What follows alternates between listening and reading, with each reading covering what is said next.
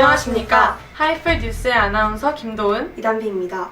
최근 중국의 반간접법 시행과 이로 인해 중국 내의 교민의 불안 증가에 대하여 양희성 기자와 양희민 기자가 전달해 드리도록 하겠습니다.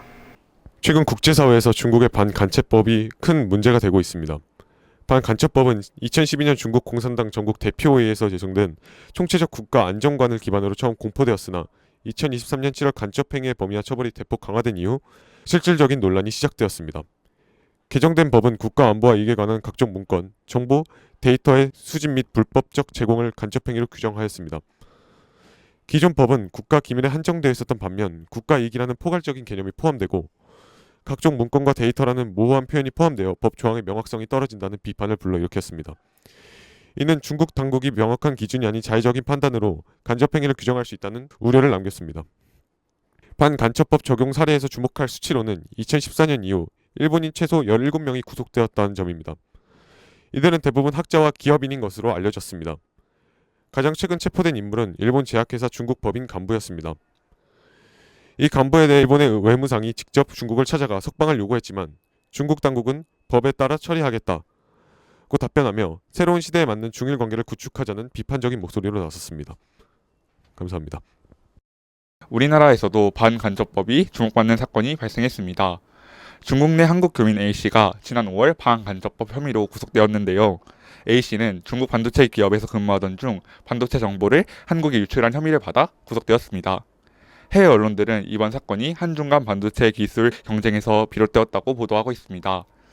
파이낸셜 타임즈는 한국의 기술 보호 조치에 대한 보복이라고 보도하였고 홍콩 사우스 차이나 모닝포스트는 미국과 기술 전쟁이 심화되는 상황에서 중국이 방첩 활동을 강화하는 것이라고 보도했습니다.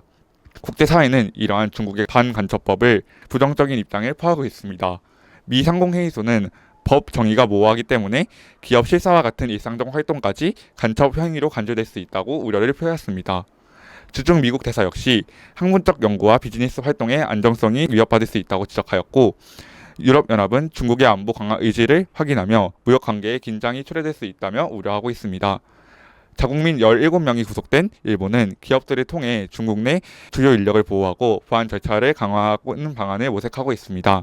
과연 중국에 개정된 반간접법이 국제사회와 우리나라, 한중 관계에 어떠한 영향을 미칠지 더 주목이 필요합니다. 지금까지 양희민, 양희성 기자였습니다. 네, 이렇게 부정적 이슈만을 지속적으로 접하게 되어서 시청자들이 편향적 사고를 하는 경우가 증가하고 있다고 합니다. 이러한 현상을 둠 스크롤링 현상이라고 하는데요. 둠 스크롤링 현상에 대해 좀 더 자세히 알아보도록 하겠습니다.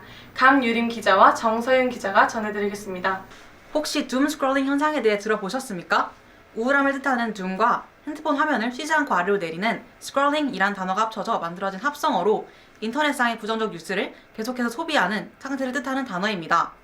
2020년대에 있었던 대표적인 부정적 뉴스로는 신종 코로나 바이러스의 전 지구적 확산과 조지 플로이드의 사망사건, 그리고 우크라이나, 러시아 간의 전쟁 등이 대표적으로 있습니다. 이러한 사건을 주제로 한 부정적 뉴스가 증가함에 따라서 둠 스크롤링 현상이 심화되고 있습니다. 그렇다면 둠 스크롤링 현상이 지속된다면 어떠한 문제점이 생길 수 있을까요? 둠 스크롤링 현상은 뇌의 부패에 가까운 악영향을 미칠 수 있습니다. 뇌 부패, 즉 브레인 롯은 약물 남용이나 수면 부족 등을 오래 경험한 후에 찾아오는 일시적으로 안개가 낀 듯한 불명확하고 혼란스러운 감정을 말합니다. 따라서 둠 스크롤링 현상을 겪는 시청자들은 뇌 기능과 구조에 문제가 생겨 편향적 사고를 갖게 되고 창의성과 생산성이 저하될 수 있습니다. 이러한 둠 스크롤링 현상을 예방하기 위해서 뉴스는 부정적이고 자극적인 뉴스만 전하기보다는 사람들이 긍정적 뉴스를 많이 접할 수 있도록 언론 시장의 공급이 변화되어야 합니다. 또한 SNS 시장이 확대되면서 부정적인 내용만 담는 계정의 수 역시 늘어나고 있습니다. 이 역시 둠 스크롤링 현상을 촉진시키기에 계정 사용의 규제가 필요합니다. 그렇지만 가장 중요한 것은 시청자 개인이 올바른 미디어 소비 습관을 정립하고 콘텐츠를 접하는 출처를 다양화하는 것입니다. 부정적 뉴스가 뇌에 영향을 미치지 않도록 시청자는 균형 잡힌 시각을 갖고 뉴스를 시청해야 합니다. 교육적이고 깨달음을 주는 콘텐츠를 함께 시청하는 것처럼 뇌의 정보 공급이 부정적 뉴스라는 한 가지 카테고리에 머무르지 않도록 해야 합니다. 지금까지 감유림, 정서연 기자였습니다. 네, 말씀드린 둠 스크롤링 현상을 예방하기 위하여 끝으로 긍정적 국제 이슈를 전해드리겠습니다. 최근 들어 아시아 내에서 나토와 같은 협력 기구가 조직될 움직임이 보여지고 있는데요. 아시아판 나토에 관한 소식을 오채은 기자와 김보림 기자가 전해드리겠습니다. 아시아판 나토를 통해 기대할 수 있는 효과는 다음과 같습니다. 먼저 러시아와 북한의 군사력을 견제할 수 있습니다. 현재 러시아는 약 2년간 우크라이나와의 전쟁을 통해 전 세계의 평화를 위협하고 있는데요. 북한 역시 보유한 핵무기로 지속적 도발을 가하며 세계적 분쟁에 대한 우려를 유발합니다. 중국 또한 두 국가의 이러한 군사체제를 지지하며 국제 안보 상황이 점차 심각해지고 있습니다. 이러한 상황에서 다자적 협력은 더욱 중요합니다.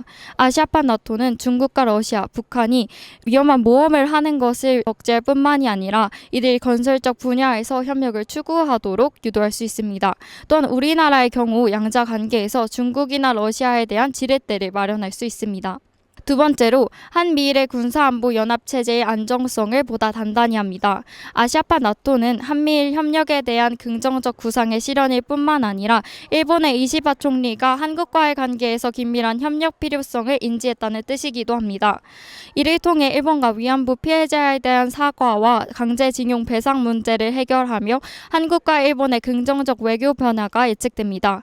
따라서 아시아판 나토는 한국의 외교적 지위를 높이는 데에 기여할 것으로 보여집니다. 하지만 아시아판 나토는 중국과의 관계가 국가마다 다른 점 등으로 인해 현실적인 실현 가능성이 낮다는 점이 우려되며 지금까지 악화된 한일 관계로 인해 한일 양국 간 이해 충돌이 예상됩니다. 또한 아시아판 나토가 가져올 국가 간의 관계 변화에 대비하여 다양한 시각에서 우리나라의 입장을 생각해봐야 합니다. 그렇지만 공동의 적에 대한 안보 측면에서는 나라마다 공유하고 있는 입장이 유사하기 때문에 보다 더 긍정적이고 적극적인 움직임을 기대할 수 있겠습니다. 실제로 한미일 안보실장이 북한의 러시아 파병에 대하여 당장 중단해야 한다는 의사를 깊은 우려를 표하며 발표했습니다. 이를 통해 한미일 연합의 협력이 강화된 것을 알 수 있습니다. 일본의 이시바 총리 역시 아시아판 나토 구상에 대한 당정 논의를 지시하여 공동안보협력기구의 구체적인 실현이 더욱 기대됩니다. 아시아판 나토의 실현으로 우리나라의 국제 외교관계가 더 발전하기를 바랍니다. 지금까지 오채은, 김보림 기자였습니다. 네, 이상으로 뉴스를 마치도록 하겠습니다. 최근 들어 날씨가 부쩍 추워지고 있는데요. 모쪼록 시청자 여러분께서도 건강 잘 챙기시기 바라겠습니다. 지금까지 앵커 김도은, 앵커 이단비였습니다. 시청해주셔서 감사합니다.